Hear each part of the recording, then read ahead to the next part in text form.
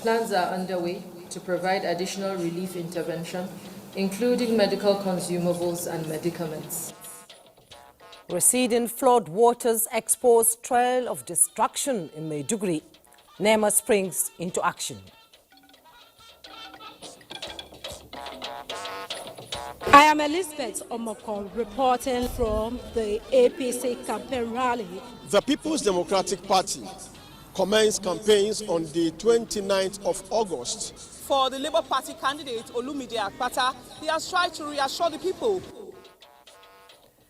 NTA counts down to Edo 2024 as candidates unveil solutions to tackle state's pressing issues.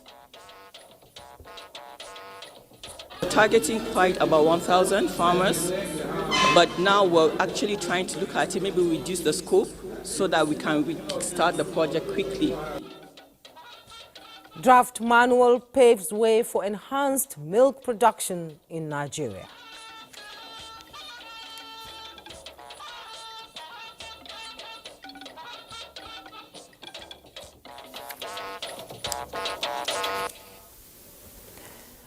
These are aerial pictures there of major landmarks in the CBD axis of Abuja, the nation's capital tonight. The city shines brighter than ever, a medley of colors dancing across the skyline. Howbeit with a little drizzle. I tell you something, this is a night alive with possibilities, and the clear sky holds promises of a bright tomorrow morning. Good evening and thanks for joining us on the Network News. I am Jumma Yusuf. Ruth Agwele is standing by tonight to bring us the latest on the Maiduguri flooding, as well as National Flood Incident Update. Ruth? Thank you, Jummai. And looking at that night pictures there, that was exactly what Borno people felt on Tuesday night. We'll bring you updates shortly. Very well then, Ruth, and Ayodeji Makinde will also be bringing us some of the major news in the sporting world. You can watch this news broadcast on our website displayed on your screen. We begin tonight with news on the trail of devastation left in the wake of the flooding in Maiduguri. Now let's bring in Ruth Agwele, who has some of the latest figures on the damages wreaked by the flood. Ruth, this is rather an unfortunate and mind-boggling incident, coming from Borno. I've not been able to sleep since it happened. So what do we have now as facts and the latest update from the situation in Maiduguri? I can feel your pain, Jummai, considering the fact that that's your access, right? But it's not a smiling issue, actually, because residents of Maiduguri are still counting their losses.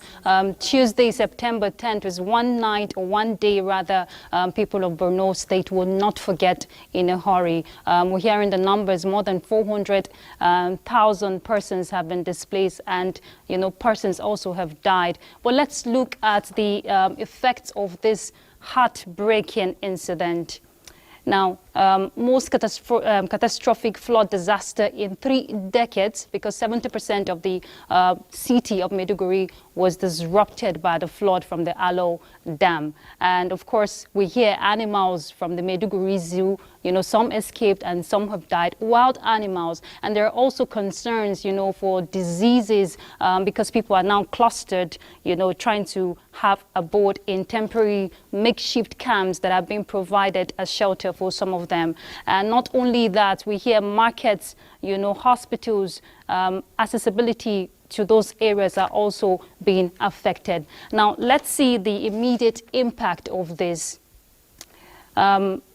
I just talked about the roads and of course the key places that are inaccessible because of the flooding. Now, disruption of business activities is one of them. Erosion, reproduction, distribution, and of course consumption would be hampered. Livelihoods are being cut short, Jummai, and already Nigeria is facing a burden of displacement. According to IOM displacement tracking matrix, more than 3.6 million displaced persons. It's already a burden for the country, and we're counting more numbers of these displaced persons. Now, this makeshift camps, the fear for airborne diseases is also one major concern. But let's see all the impact of these devastating effect. Now, we hear inmates also from the correctional centers, about 200, but we hear efforts are on the way, to get them back into the correctional center. And of course, this is the source. We're getting this report from the Nigerian Correctional Services. Now, this is one, devastating impact. If we recall, this Alo Dam was constructed in 1986. And in 1994, coincidentally and unfortunately, September 13 will go down history, or rather has gone down history. 400,000 people were displaced following this Alo Dam collapse. And we're seeing September 10, this is happening. More than 400,000 persons are being displaced. What could you say is responsible for this number? Why September, some will ask. But let's look at the figures from NEMA. More than 1 million persons have been affected just with this flooding. And then 625,239 displaced. I told you of the numbers of 3.6 million already. We're dealing with the burden of displacement in the country. 94,491 houses destroyed just from this incident. 259 deaths. Okay, not just for these incidents, rather the whole count that NEMA has been keeping track for the flooding recorded this year. Now, 125,805 hectares of farmlands destroyed. We see communities ravaged, livelihoods cut short. 172 local governments have been affected by this flooding. Now, concerned authorities are already putting modalities in place to help communities, build resilience for themselves. Now, what some experts are actually talking about, if you must build this resilience for people or these communities that have been affected, then there should be involvement of the community themselves, because that way they can build communication network and they can respond to early warning signals. Because mitigating flood disaster in Nigeria has been a long-term burden, and with international support and funding, we're seeing it's still not enough. But of course, that conscious effort by communities who are in flood-prone areas, taking swift response when they come for early warnings, to move to safer grounds when they have been cautioned. It's really sad. It's really, really sad that communities are being ravaged and people are still counting their losses. But we'll continue to monitor developments as authorities concerned are already working to ensure that succor is being provided. Jumai. Indeed, Ruth, and we just pray that things get better, because there are still some people stranded and some have still not been found, and families are worried and disturbed that they may not see their loved ones again. Thank you, Ruth, for that update. We appreciate. Nigeria's First Lady, Oluyemi Tinubu, has condoled with the Governor of Borno State, Professor Babagana Umar Zulum, his wife and the entire people of the state over the devastation caused by the recent flood in the state, describing the tragic loss of lives and livelihoods as an immense burden that no community should have to bear. The First Lady says her heart and prayers are with the people of the state during this challenging time. She expresses hope that Borno State rises above the tragedy, emerging stronger and more resilient, while praying that Almighty Allah grants the departed souls at Jannah Firdaus. Meanwhile, the Nigerian Governors Forum is calling for collective intervention, saying the Borno State government cannot tackle the crisis alone. This comes after the forum's visit to the state, led by its chairman, Abdurrahman Abdurazak. Pauline Kujevana reports.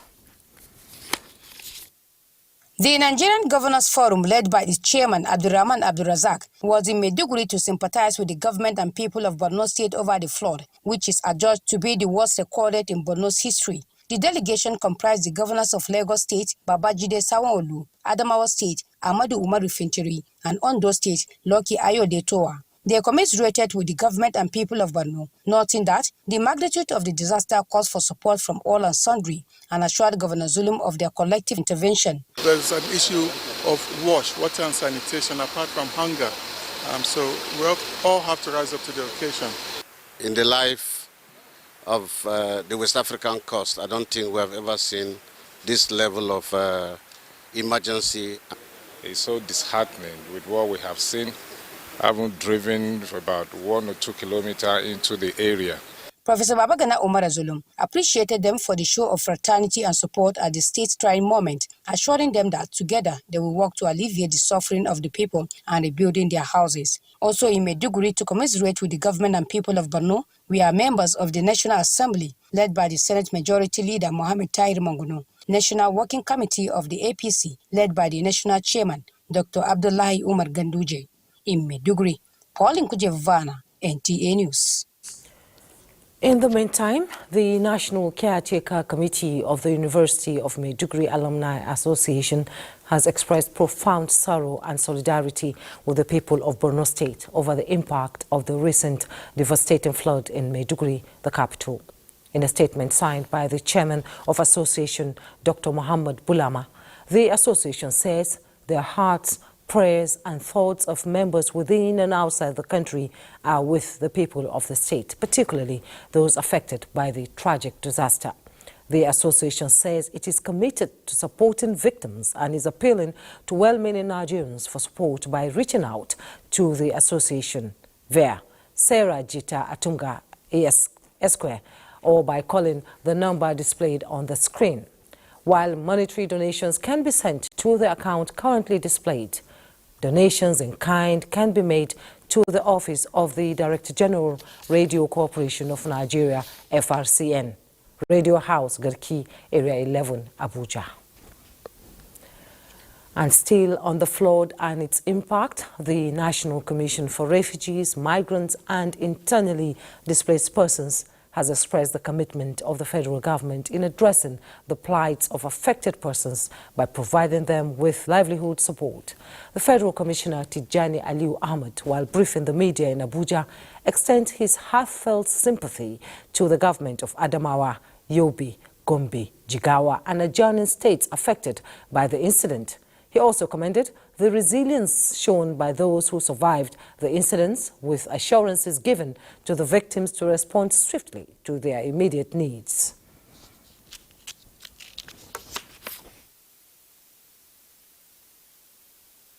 The National Commission for Refugees, Migrants and Internally Displaced Persons, which is vested with the responsibility of ensuring protections, assistance, care, maintenance, and rehabilitation, as well as provision of durable solutions to those displaced by climate change-induced disaster, will provide food, non-food items, educational materials, wash, shelter, drugs, and medical supplies for emergency needs in order to bring succor to those adversely impacted by the flooding. Equally, the Commission will support the Borno State government in providing access to the Commission's recovery shelter at Amarwa Resettlement City. The Federal Commissioner added that the Commission will ensure the provision of mental health and psychological support to those traumatized. In view of the overwhelming flood disaster that has ravaged most parts of the country, the National Emergency Management Agency, NEMA, has convened a National Emergency Coordination Forum meeting to review the situation, especially in Maiduguri, and come up with renewed strategies to mitigate the situation. Director General of the agency, Zubaida Umar, says the overwhelming situation requires high-level collaboration to reduce casualties across the country. Ilyasu Ali Yakubu reports. Preliminary assessment of the flood situation by the National Emergency Management Agency, NEMA, in Maiduguri, Borno State, puts the estimate of affected persons to be over 400,000. The NEMA Director General says 10 IDP camps have been established to cater for displaced persons, and more search and rescue officers have been deployed to the affected areas with more relief materials and water purifier machines to cater for the immediate upkeep of the victims. She said the situation in the country requires maximum and deliberate strategies from all the intervening agencies and international partners. To complement these efforts, plans are underway to provide additional relief intervention, including medical consumables and medicaments. Other speakers at the meeting emphasized the need for deliberate and more organized coordination for effective mitigation of disasters across the country. The flooded waters, reports say, is gradually receding, and some residents are already returning to their homes. In Abuja, Ilyasu Yakubu, NTA News. We'll pause for some messages now. NTA Network News continues in a moment. Don't go away. You're watching NTA Network News, and now to some issues. Nigeria's President Bola Tinubu has met with His Majesty King Charles III at Buckingham Palace for a private meeting. During the meeting, both leaders highlighted the enduring and cherished relationship between Nigeria and the United Kingdom. This is the second meeting between the duo after they first met in Dubai at the COP28 Climate Summit last year. A statement by the Presidential Advisor on Information and Strategy, Bayo Onaniga, revealed that the latest meeting was at the King's request. Both leaders disclosed global and regional matters of shared priority, focusing on climate change. President Tinubu and His Majesty also explored opportunities for collaboration in anticipation of the upcoming COP29 summit in Abuja and the Commonwealth Heads of State meeting in Samoa. President Tinubu reiterated Nigeria's firm commitment to addressing climate change in a manner that aligns with the country's energy security objectives, whilst affirming Nigeria's readiness to adopt global strategies for sustainability. During their dialogue, the two leaders shared ideas for innovative approach to climate financing and funding, expressing mutual interest in strengthening partnership by harnessing Nigeria's leadership position in Africa and the Commonwealth. Meanwhile, President Bola Tinubu has again expressed confidence in the reforms his administration is implementing and believes they will create a more robust economy that will usher in a new era of prosperity for Nigerians. A statement by the Special Advisor to the President on Information and Strategy, Bayo Onaniga, states that the President is determined to confront the inhibitions that have stunted the growth and development necessary to unlock the country's full potential. While welcoming the National Bureau of Statistics Trade Balance Report for Nigeria, which shows that the country records another trade surplus in the second quarter of 2024, hitting 6.95 trillion naira. The President says he will consolidate on the gains of the reforms as more fiscal and tax policy reforms come to fruition. According to the NBS report, the current surplus is 6.60% higher than the 6.52 trillion naira surplus recorded in the first quarter. The latest report underscores the increasing positive shifts in the economy over the last year. The NBS report reflects the country's strong export performance in the second quarter, which shows that the second quarter surplus was essentially driven by export to Europe, the United States, and Asia. The economic indicators, which were very low when President Tinubu assumed office last year, the presidency says are turning positive. Now, history was made today as the federal government signed the Cape Town Convention Practice Direction to reduce cost of airline operations in Nigeria. It was signed by the Chief Judge of the Federal High Court, Justice John Soho, at the stakeholders meeting of the Presidential Enabling Business Environment Council, chaired by Vice President Kashim Shettima at the Presidential Villa, Abuja. State House correspondent Abdurrahman Jibrila tells us more.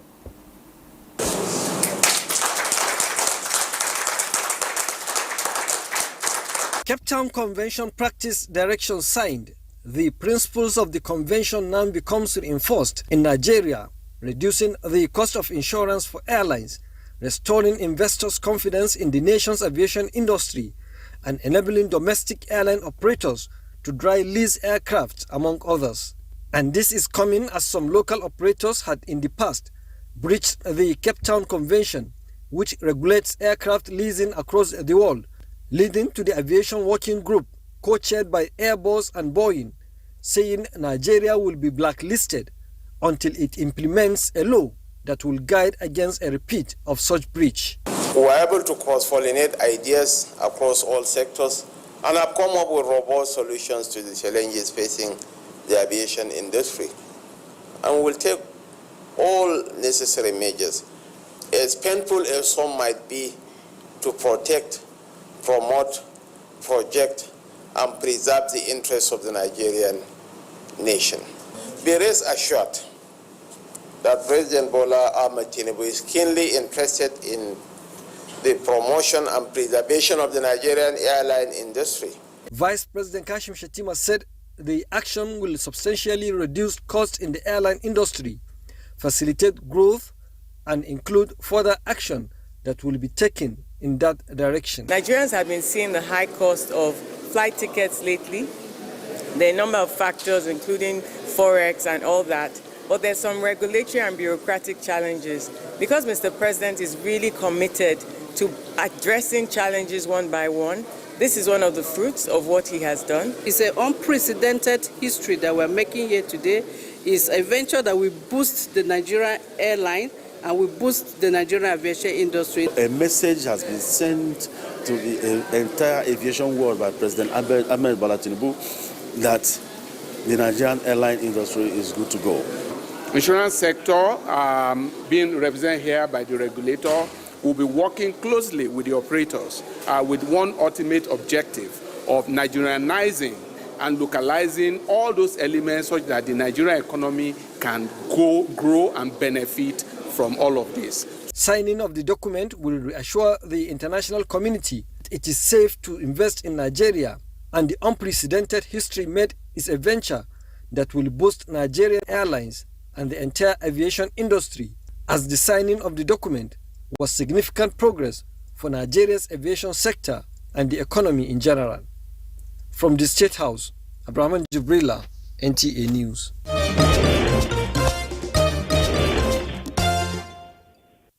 Let's shift our attention to politics, and with just 9 days to go, the battle for Osadebe Avenue heats up.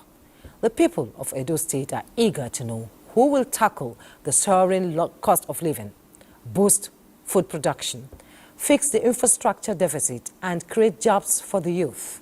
And the candidates are speaking out. Now let's take you to the heart of the action in Benin City, where our team of reporters has been engaging with the political parties and their flag bearers. Will it be the incumbent party's promise of continuity or the opposition's vow of change? What are the candidates' plans for addressing some of the state's pressing issues? Let's hear it from our reporters. I am Elizabeth Omokon reporting from the APC campaign rally in Sabogidara, Owan West local government area of the state.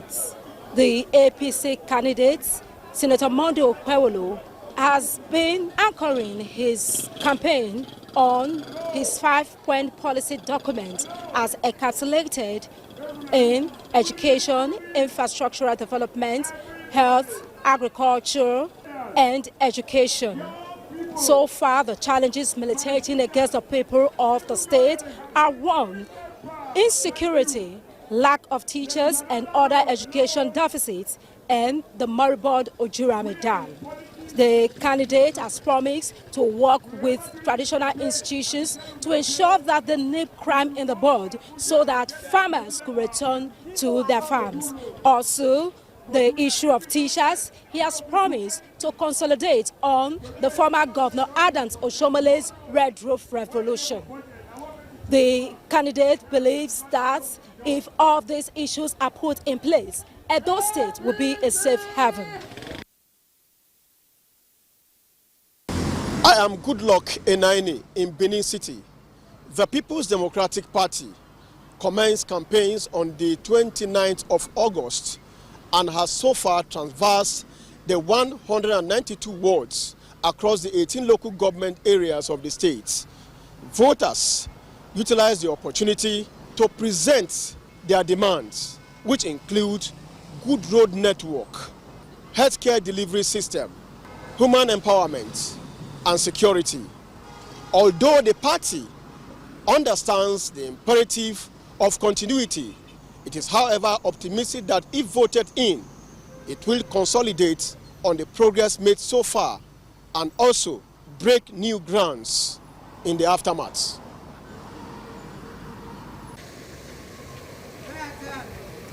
I am Obehi Otobo Apresai, and this is Sakbomba Road in Benin City. The governorship election in Edo State is just a few days away now, and political parties are galloping through the last lap of the campaign process. Feelers from the electorate indicate they just want someone who will provide basic social amenities like good roads, security and education. For the Labour Party candidate, Olumide Akpata, he has tried to reassure the people in his documented manifesto, which he tagged My Pact with the People. In this documented manifesto, Olumide Akpata has promised that he's going to prioritize 8 key areas, which borders on economy, roads, security of lives and property, and other basic infrastructure. September 21 will show how much the impact of the Labour Party candidate will have in the choices the people make at the poll. For more on the forthcoming governorship election in Edo State, let's join Goodluck Onani as he brings us some of the latest news in political scene in Edo State this Thursday.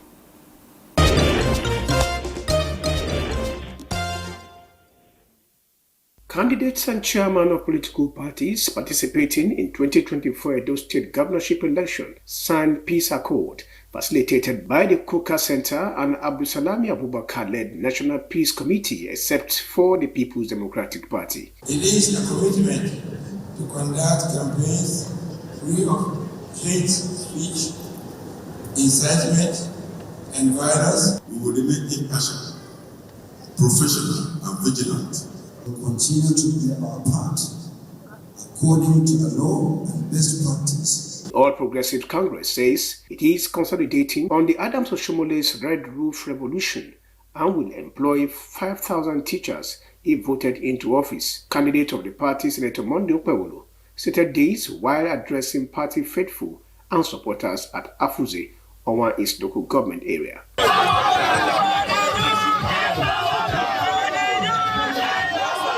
The candidate of the People's Democratic Party, Dr. Aswe Godalo, is assuring Edo women who took to the streets calling for a peaceful election that Edo will remain peaceful before, during, and even after the election. He was speaking when he ran into the group of women protesters in Benin City. Because they show commitment and they show bravery, make them no worry and make we trust God. And the secretary of the Labour Party Caretaker Committee, Senator Darlington Nwokocha, the governor of Abia State, Alex Oti, and the Labour Party Senator Neda Imaswe joined the party's governorship candidate Olumide Akpata to campaign for votes in the governorship election. They visited major business districts where they urged the people to vote for Labour Party. If it is about vote, we go get a vote. If it is about winning, we will win. Meanwhile, the Independent National Electoral Commission is expressing optimism on availability of the voting materials required for the exercise. So we have observed, and so far so good, in terms of the readiness of our local government offices for the election, and also the technology that we are deploying for the election.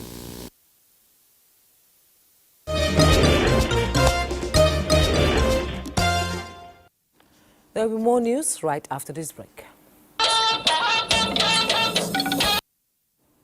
You're welcome back. Now, the story of the Nigerian Air Force Finance Seminar is one of vision, dedication, and a shared commitment to excellence with a clear focus on accountability and innovative management. As it sets the stage for a stronger and more resilient Air Force, Defense correspondent Olajide Bello reports that the Chief of the Air Staff, Air Marshal Hassan Abubakar, made this known at the 2024 NAF Finance Conference Policy on. As the narrative unfolds, the focus shifts to the role of the Nigerian Air Force in defending the nation as an institution which has long been a cornerstone of national security. When resources are managed with integrity and prudence, it enhances our ability to maintain a high state of readiness to to train, equip, and deploy our personnel effectively, as well as to ensure that operational directives are executed without financial constraints. The Finance Seminar 2024 is aimed at developing the professional capacity of Nigerian Air Force finance personnel in the management of public funds towards accomplishment of Nigerian Air Force mission. Those that are in finance, budget, and also procurement. Some of these reforms require additional skill. So it's one way that we feel the issue of prudency can be learned through training.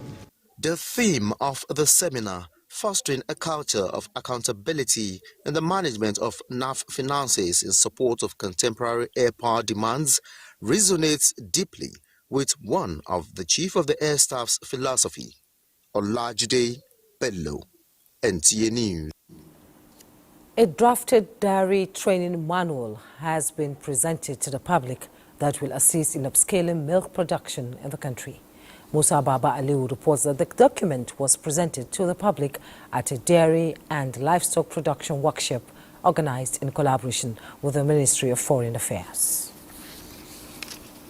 The country's demand for milk was put at 1.5 billion litres annually. The forum observed that the traditional pastoral methods of livestock breeding are insufficient to meet Nigeria's demand for milk and other dairy products. This has brought about the idea of introducing manuals for modern livestock breeding. We have in the project an obligation to discuss with the public how to manage their own operations, their businesses responsibly.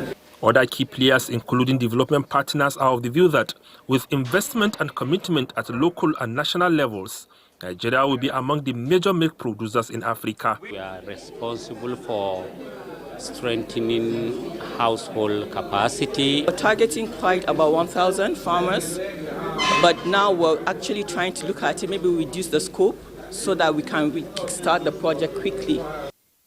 Despite Nigeria being the largest producer of cow milk in West Africa, it spent more than $1.5 billion annually on the importation of milk and its products. In Abuja, Musa Baba Aliyu, NTA News. Now let's bring you up to speed with other news, as the federal government has been actively rolling out various policies and programs aimed at providing support and relief to Nigerians. Senior Special Assistant to the President, Bola Ahmed Tinubu, on Community Engagement Northwest, Abdullahi Tanko Yakasi, stated this during the flag-off of another batch of presidential palliative support to Kano residents. Our Salisu has the details. The exercise is to provide immediate relief to those in need and reinforce the federal government's commitment to community welfare. Baba Yusuf Nadabo is among the 200 beneficiaries who thank the federal government for the gesture. It is an honor that should be appreciated. We thank God. May Almighty Allah continue to guide them. We are setting up a structure across every local government so that we have coordinators at this local government level so that they will be giving us feedback from the people of the community, and then we'll be writing our report and be forwarding it to His Excellency Mr. President on the happenings in the communities. These efforts, Yakase said, are part of a comprehensive strategy to boost economic stability, improve living conditions, and foster development across the country. In Kano, Awal Salisu, NTA News.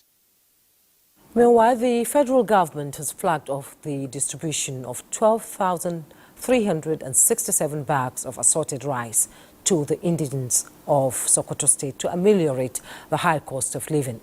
Governor Ahmed Aliu flagged off the exercise at the instance of the Minister of Budget and Economic Planning, Atiku Abubakar Bagudu, at the Government House, Sokoto. Bashir Ibrahim Nababa reports. This distribution is in fulfillment of the pledge by President Bola Ahmed Tinubu to put the smiles on the faces of the vulnerable amid current economic condition in the country. Minister of Budget and Economic Planning Abubakar Atiku Bagudu, who underscores the importance of cooperation between the three tiers of government, maintains that President Bola Ahmed Tinubu is committed to laying solid foundation for socio-economic development of the country, citing the award of contract for the construction of the all-trade route of Ilela Augi Badagry Road project. Senior Special Assistant Assistant to President on Political and Other Matters, Ibrahim Kabir Masari, says the gesture is part of several measures taken by the federal government to support the less privileged in the society. Governor Ahmed Ali described the move by President Bola Ahmed Tinubu as timely and expresses his gratitude for several other interventions to Sokoto State and the Northwest region in general that include enhancing security. Governor Aliyu announced provision of additional 12,367 bags of assorted rice to cover more beneficiaries across the state.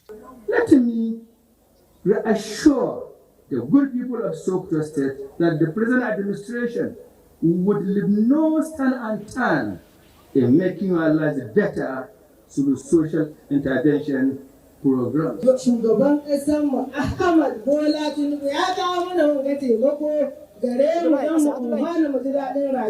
Sokoto, Bashir Ibrahim Nababa, NTA News. No less than 100 women entrepreneurs have graduated from Jigawa State Women Development Center in Dutse, where they learned various trades for household economic sustainability. Governor Umar Nabadi was personally at the graduation ceremony, where he presents 50,000 naira to each of the graduates for the sustenance of their new hand businesses. Mohammed Musa Askira reports. These women entrepreneurs have, during their training sessions at the Women Development Center in Dutse, learned the production of various market-demanding decorative items, body wears, footwears, and ornaments, among many others. Governor Umar Namadi was impressed with the quality and aesthetic artwork of the graduates, appealing to them to sustain and expand the business frontier to impact the society. Your effort in sustaining the entrepreneurship spirit in going to add significant value to the growth of the Jigawa State economy and contribute to the growth of our gross domestic product. These women, they learn many things. You can see their display. You can go and see, assess. Even the shoes, they are internationally standard. If you go to their shoe that they are making. And we link them with SME, as well as the government gave them 50,000 as economic empowerment. The management staff of the center were commended for the job well done and asked to keep the spirits of hard work high for the benefits of the state. From Dutse, Muhammad Musa Askira, NTA News. The federal government has signed 8 implementation agreements with the Foreign Commonwealth Development Office in Abuja. Bosede Ebel Amasu reports that the delegation was received by the Minister of Budget and Economic Planning, Abubakar Atiku Bagudu. The minister states that the agreement is apt with effort by the federal government to reduce the economic challenges and tilting towards bringing the $1 trillion economy to reality. Over the past 6 years, the UK has invested over £1 billion of overseas development assistance at federal and state levels, in line with Nigerian priorities. That's a significant investment, which we are very proud to have made in Nigeria. And of course, we are here today signing programmes which continue that partnership and continue that investment. These agreements, which we acknowledge, are all the more significant given challenges that the British economy is also facing, are also coming at a time when in our effort to implement the renewed hope agenda. The partnership is expected to upscale macroeconomic stability to encourage capital inflow and economic growth in the country. The equities market closed Thursday trading session on a bullish note as investors await inflation figures for the month of August. The all-share index inched up by 0.32% to close at 97.025.17 points. At the end of today's trading session on the Nigerian Stock Exchange, a total of 390 million shares in 9,615 deals, corresponding to a market value of 7.9 billion naira, were traded. Today's data shows 35% decline in volume and 9% decline in turnover. Equity capitalization increased to 55.8 trillion naira. Access Holdings recorded the highest volume of 80 million traded shares, followed by FBN Holdings 52 million, United Bank for Africa 31.1 million, and Caverton Offshore Support Group 23.7 million. The Corps Marshal, Federal Road Safety Corps, FRSC, Shehu Mohammed, has warned against embarking on night trips, describing them as unsafe and dangerous. The FRSC bus was reacting to a fatal road accident that happened on Thursday, which claimed 18 lives. He revealed that intelligence report shows most fleet operators and other vehicle owners, including private vehicle owners who are addicted to night journeys, do so for selfish economic gains. While speaking extensively on why night trips should be avoided, the Corps Marshal said dangers, risks, and the rising cases of fatalities occasioned by road traffic crashes are mostly recorded at night. And United Nations set up Committee on Global System to trace critical minerals and metals to effectively fight climate change crisis in Southeast Asia. Battle flood again amidst landslides. Kolo Mohammed brings us details on these and other stories on Global Updates.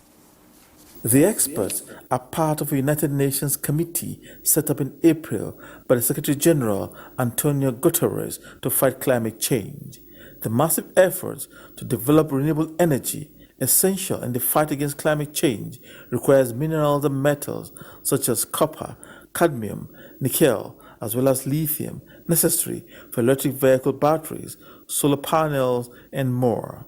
That the renewable energy revolution is accelerating, and we know that this acceleration needs to happen if we are going to limit warming to 1.5 degrees Celsius. Still on climate change, landslides and wide river floods rocks Southeast Asia. In worst-hit Vietnam, the fatalities rose from 197, with 9 confirmed dead in northern Thailand, where one district is suffering its worst floods in 80 years. Typhoon Yagi brought a colossal flood of rain that has inundated a swath of northern Vietnam, Laos, Thailand, and Myanmar, triggering deadly landslides and widespread river flooding.